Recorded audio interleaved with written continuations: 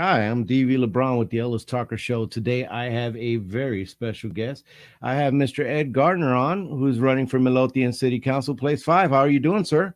Doing great, DV. How are you today? I'm good. I'm good. Trying to get this campaign season. I mean, it's been busy, a lot of candidates, and I have shows coming on, and now you go ahead and you put yourself on the chopping block again. This Yep, is my round my neck two. is out there. Round Yeah. two.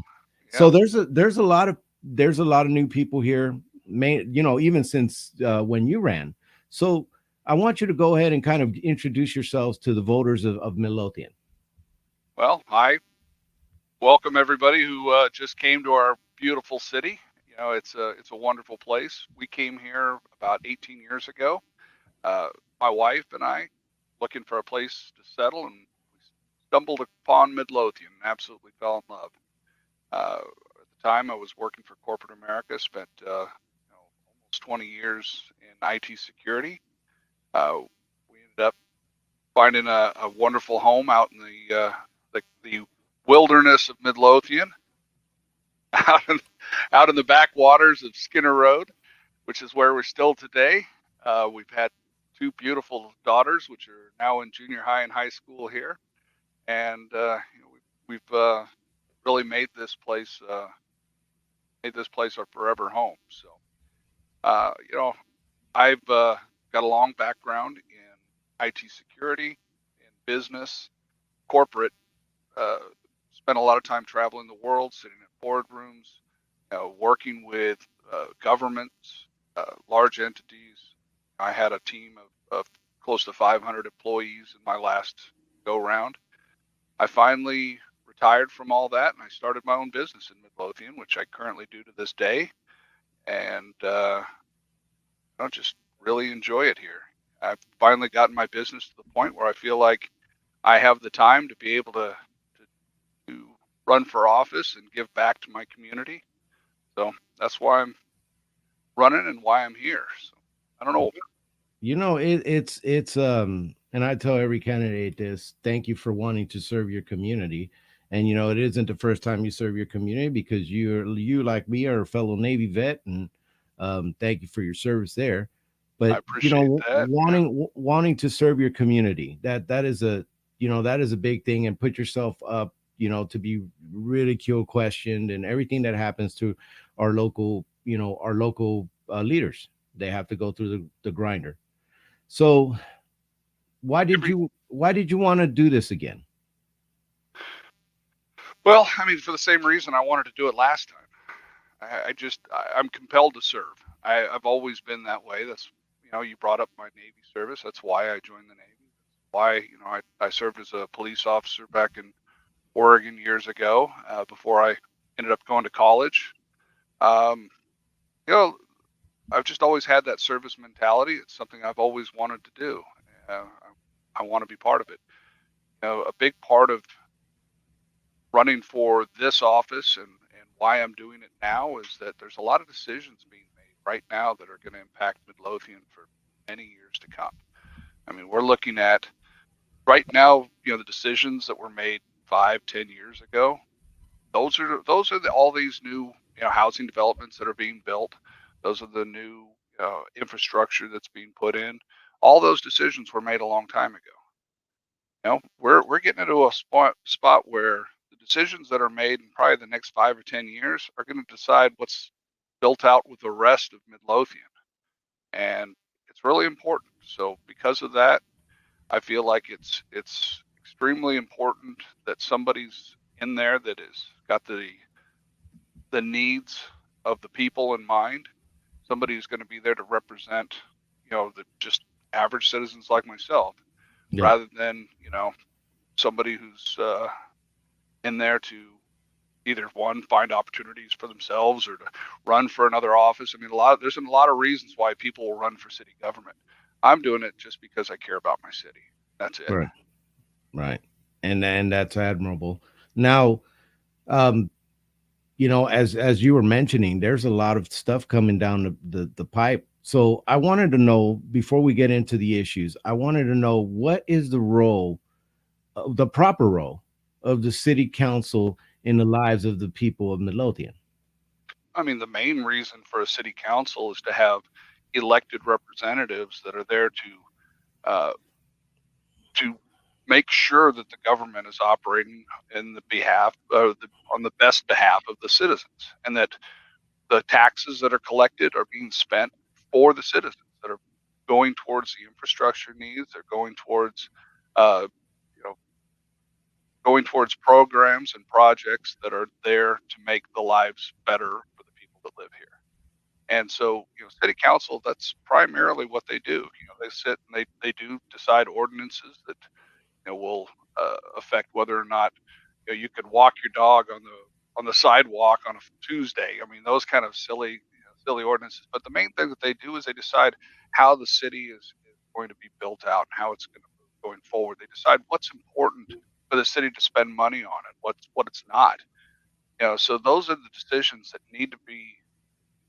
They need somebody who's watching it from the citizens' point of view, and that's why we have those elected officials, because the city can run. I mean, we've got great professionals in our city government that can handle all of these problems.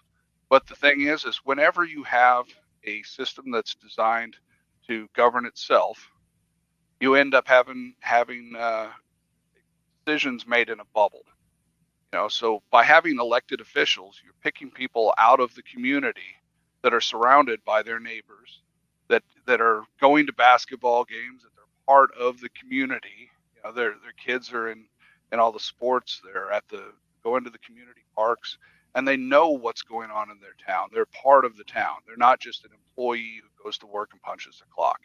And a lot of our the city employees are citizens as well, which is a wonderful thing. But It you is. need to have that differentiation, and that's what the city council provides.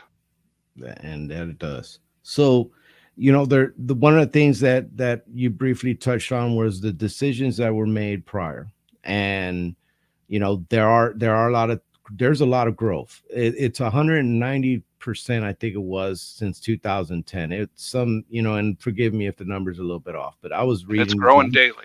and it's growing. The percentage was down as of the last budget of permits that had come up, but we're still growing like crazy, and you can see it. Um, what People talk about the growth and the roads and the congestion and stuff like that, and we're going to get into that. So I wanted to know, if you are elected city council, what are some of the things you'd like to see in the way that the city of Midlothian manages growth? Well, I mean, one of the things that I'm against is extreme high density. Some of the communities, to our north have huge tracts of high densities, just tons of small apartments packed in on each other, and they do it for various reasons. But in Midlothian, I don't think that fits.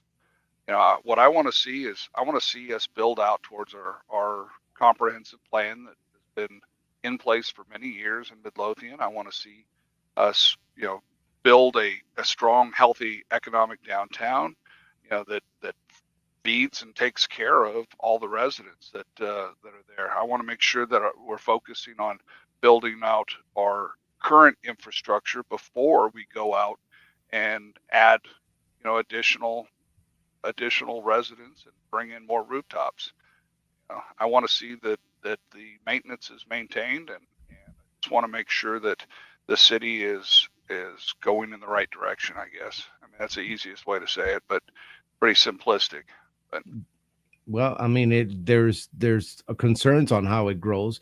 Some of the things that I've heard, in doing these interviews with different politicians around the county, is that they want their, in Waxahachie, they said they'd like it to be a place where you can live, you can work, and you can play. And I've talked to other people in Midlothian, and they've kind of, like that vision of it. So, is that a vision that you share? And can you talk about that? well, I mean, a lot of people talk about that, because they say they want to have these defined, downtown entertainment districts. They want to have, a really defined industrial complex. They want to have their neighborhood and residential, and then, their light shopping and things things like that. More restaurants. When when I look at it, that's not really what Midlothian is. I mean, there's a lot of cities around the Metroplex that already are designed that way. This has always typically been more of a bedroom community. We do have a lot of wonderful small, local businesses that that I would love to see be able to stay here. Unfortunately, we're starting to lose some of those because of the high cost of doing business in this town. But you know, I look at the overall growth as a little bit of a problem rather than a solution. And I see a lot of opportunities for doing some of that entertainment. Having that walkable downtown, that's great. If you want to go downtown and be able to walk around to different restaurants and maybe have some entertainment venues down there, that'd be great. I'd love to see the local community go down there and be able to open those businesses and to have maybe a pool hall or something fun, a mini golf place downtown or something like that. But the reality of it is that we've already priced ourselves out of a lot of that. There's not a lot of that can come into our downtown area because our prices are too high at the. So I would love to encourage it. I don't see it as being realistic. Yeah. Not without taxes going up in our town, and that I definitely And don't want to. yeah, well, I don't want to have happen. we're going to discuss taxes, but you're touching on the business aspect of it. So as a businessman, and you do have a business that you run, I wanted to ask you, what are some of the impediments that you'd like to see change, or maybe some of the things that you see as a businessman that's that the city could do better? And then on a jump of that, because I asked Mr. Rogers this, will your business have any connection with the city if you were elected? No, and in fact, I actually moved my business out of Midlothian because I couldn't afford it. It was too expensive. My business is now down in Maple, which is a much cheaper place to buy property. I couldn't afford to have the facility that I have. I couldn't afford to have it here in Midlothian. So, and that's something that I see when I'm talking to other business owners, especially those that are leasing their properties. I've heard that lease rates are going up dramatically around Midlothian. That's putting a lot of people out of business. So, that's a huge impediment to business. If you can't afford to pay your monthly bills, you can't survive. These small businesses, they're not making, tons of money. They're making just enough to pay the rent and keep the electricity on, and maybe a little bit left over for groceries and taking care of their family at the end of the month. They're paying their payroll and making sure that their employees have what they need. And at the end of the year, they probably don't make any profit at all. I mean, that's the majority of small business. And so when you have an unexpected cost, lease rates go way up. It's a huge problem for these businesses. Yeah. So we need to look at what are the causes of this, and how do we stop it? How do we stabilize on this? Because the only other option is that everybody raises their prices. Now we can't afford to even shop in our own stores. We can't afford to eat at the restaurants here. So that's not healthy. The only other option from a city standpoint is taxes. How do we decrease taxes so that the cost of doing business and the cost to the people living here is low enough that they can actually afford to live and eat and Right. shop here. So yeah, and I'm glad you mentioned taxes, because taxes is a major structural issue going on in Texas. There's some serious stuff going on in Austin.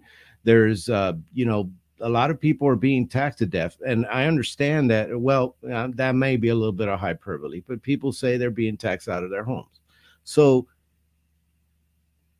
with I, with I with these taxes, they're talking about in Austin, the city is the middle part of the taxes. The school is the largest chunk of your property taxes comes from the school, and I will have them on, and we're going to talk about the bond and that kind of stuff.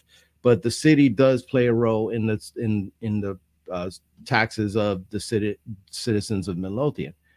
One of the things that were mentioned and I was watching the tax thing, one of the things that were mentioned about taxes was no new revenue rate. There was a drop from what they had projected, what they wanted to do. They brought it down to 65. They brought the rate down. So there was some movement on tax and stuff. And then the city of Waxahachie did something innovative. They did an exemption, like a homestead kind of exemption thing on taxes, on property taxes. Is that something you can support? And what is your ideas on property taxes going forward? Well, I mean, property taxes have become ridiculous in Texas. I mean, that is probably the number one problem for everybody in this entire state. And the issue comes from the way that we tax homeowners and we tax property owners. That's by assessing the hypothetical sales value of your property. It's not based on any factual or solid number. It's we think that you could sell your house for this money, so therefore we're going to tax you at that rate. And and as they assume that they can sell your home for more money, they tax you for more. I mean, I'm to the point now where I bought my home 20 years ago.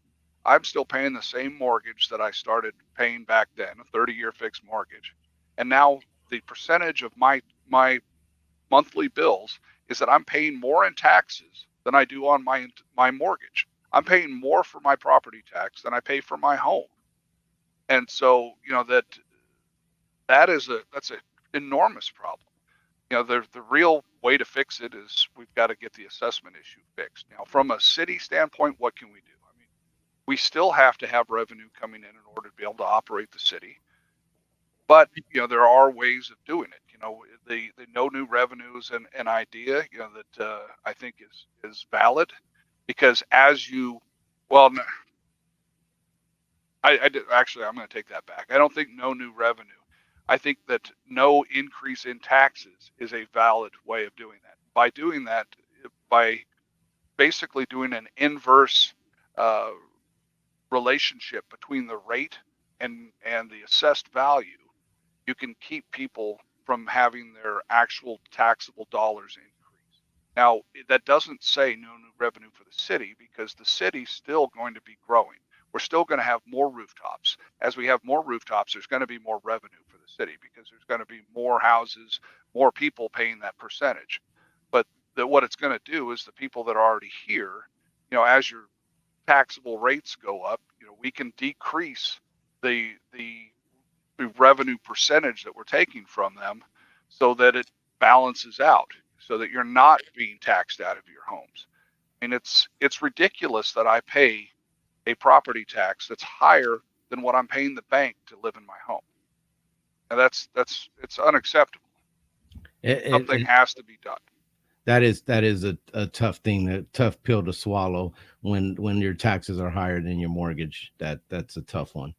So, there are people, and I'm going to play devil's advocate. There's people that say, well, this is a growing city and there's things that are needed and there's things that they're asking for. And people are passed a bond on a rec center and those things need to happen. Um, how do you do that? Keep the taxes in check and be a good steward to the money of the people of Midlothian. No, as I said, as we have new properties, new homes coming in, we have additional revenue, because each of these are going to pay a percentage of property tax. We also have businesses coming in. If you look at the large businesses and that have come into Midlothian, we have the Midlothian Business Park out there off of 67 that's now, I think, full. The airport is looking at a massive expansion and additional businesses coming in out there. All of these are going to pay a large percentage in not only property tax, but also in sales tax and revenues that'll get paid to the city. So there's, through economic growth and through additional properties, we're going to definitely see the ability to continue maintaining our infrastructure and providing those services that are required and needed by the citizens. I mean, Right. And there are a lot of things that are requested by the citizens, and then there's tax issues. Sometimes the things don't jive together, but and the gist of it is that there's some structural problems that definitely need to be addressed. So, we talked about taxes and we talked about growth. I wanted to talk about these municipal utility districts. This is something that's kind of the buzzword. It's been happening a lot lately. It's popping up, and I don't know much about them. So I was going to go ahead and let you kind of talk about them. Well, they call them MUDs. Municipal utility districts are well, they started being really common down in the Houston area, and they've kind of, I think that's where the majority of them started, and now it's spread out and it's all over the state. But basically, what they are is they're a similar entity like a school district, um, or a county, kind of like a county. They're more like a school district, basically, where they provide a geographical area that runs itself. And generally, these are created by a group of lawyers or developers get together and they petition the state to create a MUD, and then they for some parcels of land, they might buy up 50, 100 acres or more and build a MUD where they provide water and electricity and the basic services. And they operate somewhat like a city, but without the city oversight. Generally, what ends up happening is the people that are there will pay in their taxes an additional tax beyond their normal taxes that go towards the municipal utility district. And then after 30 years, it's supposed to be paid off, and the people just then pay for their normal services. But generally, what ends up happening is they end up getting annexed, or they merge with cities, and then the citizens basically of the city end up having to shoulder the cost of those. So there's a lot of controversy over them. In some situations they make sense, but in most they just seem to be a bad idea for me. I mean, the problem is what you've got a group of developers deciding what's happening in a county or in the outskirts of a city, and how that land is going to grow without any feedback or control of the county or the city involved. So essentially you can end up in a situation like what happened in, say, Katy, Texas, where you had a really small town similar to what Midlothian was, that now has one of the largest housing developments in history, which is the Cinco Ranch development, surrounding Katy, Texas. And it's just this enormous thing that's run kind of like an HOA, where they have their own control and governance, and not really controlled at all by the county or the city. And it's generally not a great thing for the people that live there, but it does provide a mechanism for growth. But I would much rather see that mechanism of growth be going through the normal channels. Okay. Okay. Well, I could see how. I guess that they can raise revenue and they could do things without They needing can to sell get bonds. votes. Yeah, they Yeah, could sell bonds you without can get. needing. In fact, there was a really interesting one where two guys bought up, I think it was 40 some odd acres, and they sold, I think, or they got approval for $180 million in bonds. Sold $42 million in bonds for, I think it was like 42 homes. And so Wow. I know, and so they went out and they secured all this money, and then they ended up, when it came due, they essentially got absorbed by the local municipality, which ended up shouldering the burden of those bonds. Oh my God, that is horrible. Yeah, Yeah, it was. I mean, there's some real abuse cases that are out there for this. that's real dirty. And the problem, well, it's not that it's not only is it a chance for something dirty to happen, it's a chance for something that is done without any oversight or any of the surrounding community's input. Right. So Right. yeah, So I wanted to talk to you about infrastructure since we kind of touched on that. Roads. There's unfortunately there's a lot of state roads, and with TxDOT things could get quite difficult, but that you want to Grove, and then there's the project on, and 1387 is a TxDOT road, but there's a project on 1387 where they're gonna, this south option where they're talking about cutting through people's homes, and these are citizens of Midlothian they're gonna affect, they're gonna yep, cut their property in I know half. I know some of those So folks. So there's a lot of things going on there with roads, and I know that, and I know that we are every city is running kind of a deficit when it comes to how much is needed for the roads compared to what they have for the roads. So if you're elected council, what would you like to see done when it comes to the roads and the road funds? Well, I mean, one of the things that I don't think happens enough right now, and I would definitely make sure it happens, I would be part of it, pushing it very hard, is to have more communication between TxDOT and the city. In other words, we've got, 663, we've got, 875, we have 1387. All of these TxDOT roads we don't control. We don't control growth on those, whether or not they're coming in and widening the roads or providing the infrastructure, or even how well they're maintained. This is done by TxDOT. We don't control it. 287 is, of course, that's TxDOT. They're talking about going and just closing off exits off of 287 and turnoffs in 287, and it's actually happening. And this is something where the city had some input. They got to voice their concerns, but ultimately TxDOT made those decisions. What I would like to see is a lot more interaction between not only TxDOT but also our state representatives going to Bob Hall and going to Brian Harrison and going to those and saying, hey, how can we get funding in order to provide for the growth on our infrastructure through TxDOT for the roads that we need because of what's happening. I mean, now you look at this giant housing development that's going to go in on 875. Those people are going to be driving up 663, which isn't going to grow. That's going to be an absolute nightmare for traffic. It's going to be awful. The south option you're talking about on 13. Yeah, Yeah, 1387. 1387. Sorry, just absolutely had a Mhm. brain freeze there. It happens. Yeah, I mean, one option, going the north option, trims off a little bit of a bunch of people's yards. Going the south option, cuts right through a whole bunch of, I mean, literally is taking a bunch of land off of people, and it's changing the whole water flow and all the drainage in that area. So, I mean, I think one of them's a much smaller impact to a lot of people, but you know, we don't get that decision. That's not a decision that we get to make.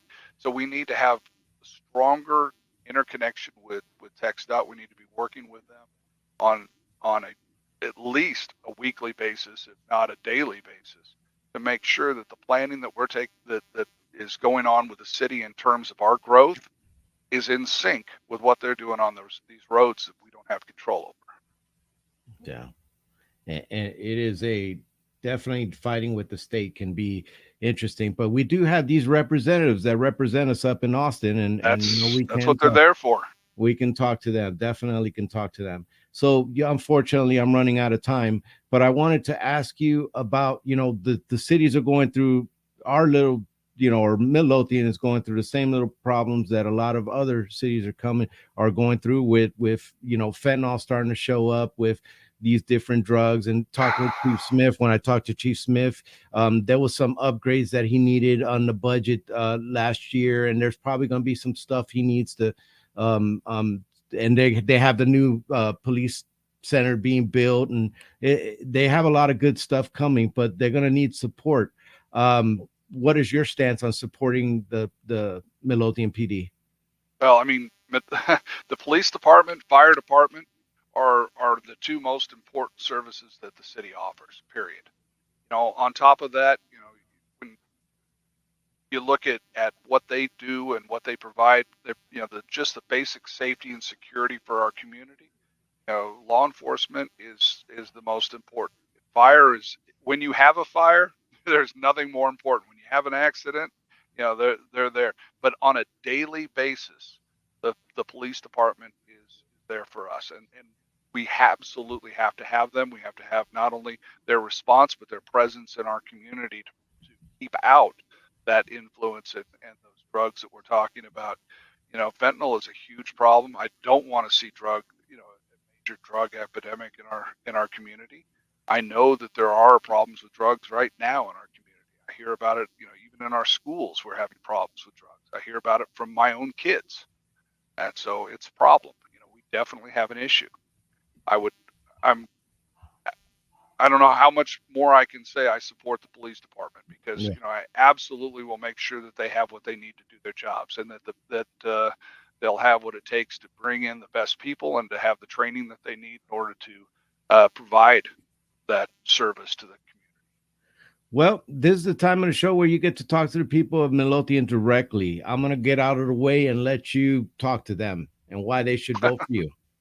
Well, I mean, it's pretty easy. It's very basic. I'm running to represent you. I'm running to represent the city and to provide a voice on the council for the average citizen.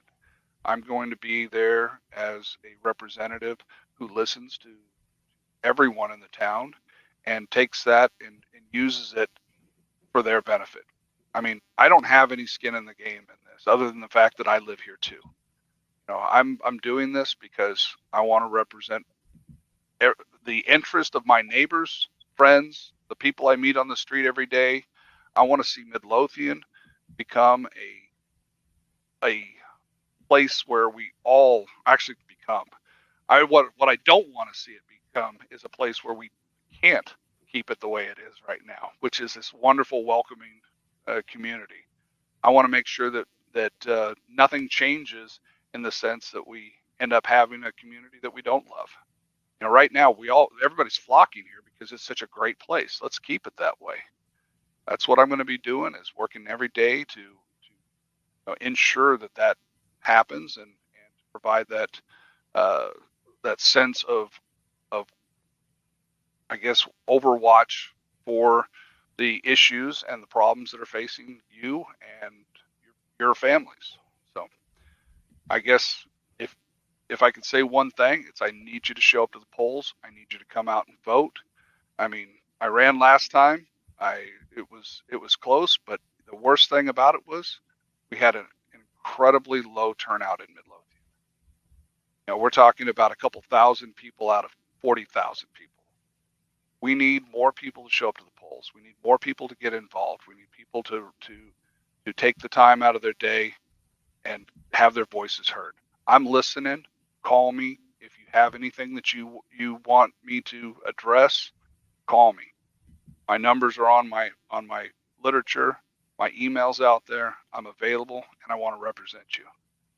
So, Well, thank you so much again for coming on, and you're right. This turnout is not good, and it does need to improve, folks. You can't complain on Facebook and every other platform about the things going on in your city if you're not going to be involved in it. Whether no matter how you think of it and how you see it, you have to be involved. You have to be involved in your cities, whether those in Waxahachie that watch me or those in Red Oak or those in Midlothian. You have to be involved, or you absolutely. really have nothing to say, because once the bulldozers showed up, a lot has happened.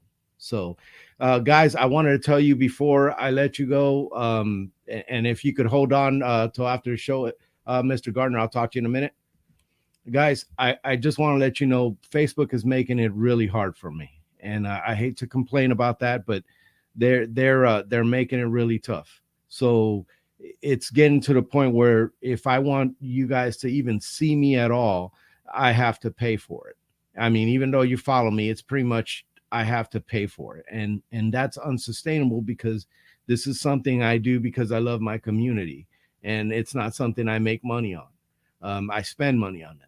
So I need your support. I do, because I can't keep going if I don't have those likes and those algorithms going up. So, I do appreciate you guys watching. I've appreciated your support, and I want to keep going. I love doing this for my community. So I need your support, and I appreciate you. You take care.